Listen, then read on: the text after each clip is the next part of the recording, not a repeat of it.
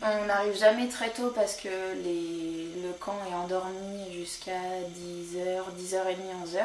Parce que souvent ils se couchent tard, parce qu'ils essayent de passer toute la nuit, ils essayent de passer pour aller en Angleterre.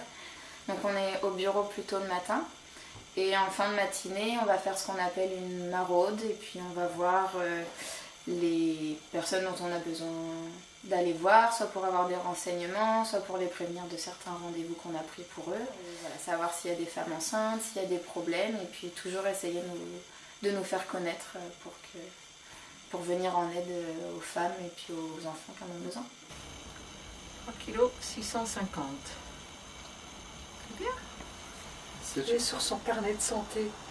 Vous avez le carnet?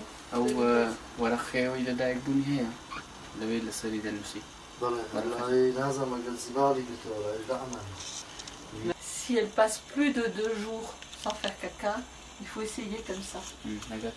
En ramenant les genoux sur le ventre, comme ça. Et là, elle pousse. Hein? On va les chercher. Parce qu'il y a, je pense, déjà la barrière de la langue, et puis parfois ils ne comprennent pas en quoi on peut leur être utile. Mais une fois qu'ils nous connaissent, qu'ils sont venus une fois, après ils vont soit revenir nous voir, soit nous solliciter quand on passe dans le camp. Hier ou avant-hier, on est allé voir une famille qui venait d'arriver, et puis on a bien compris que ça ne servait à rien de montrer qui on était nous, parce que pour l'instant leur préoccupation c'était de trouver des couvertures, de trouver à manger, de trouver machin, et ça ils l'apprennent un petit peu tous les jours. Notamment cette femme était enceinte de 3 mois, donc juste derrière on a dit qu'on serait là, qu'on irait la voir le lendemain, et on essaye d'établir des liens comme ça au fur et à mesure.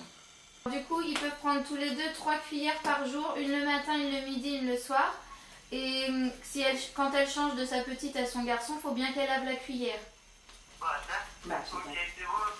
Oui, c'est bon. Est-ce qu'elle a besoin d'autre chose? Est-ce qu'elle sait que nous, on est là pour les femmes et pour les femmes enceintes? Est-ce qu'elle a besoin de...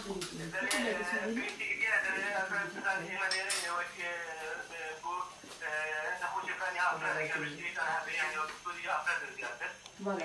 Il y a plein de cas différents. Après, souvent, c'est des grossesses qui ne sont pas suivies. Donc nous on fait une première consultation, on essaye de dépister ce qu'on peut dépister au maximum avec ce qu'on a sous la main entre guillemets, en fonction de ce qu'elles déjà elles savent de leur grossesse, ce que nous on peut faire ici. Et ensuite tout ce qui est dépistage par exemple, pour faire une échographie ou des prélèvements, tout ça c'est à nous d'organiser, et on les accompagne dans les différents lieux de la région, enfin du département. Après, elles en parlent entre copines ou entre connaissances, et parfois il y en a qui reviennent en disant j'ai ma copine qui veut ça, j'ai ma copine qui veut ça. Dans ce cas-là, on les prend à part, on refait un topo entier, et puis si elles sont ok, pas enceintes, et voilà, si elles remplissent tout ce qu'il faut, tous les critères entre guillemets, on prend rendez-vous au planning familial, par exemple pour une pose d'implant, et puis on l'accompagne à se faire poser son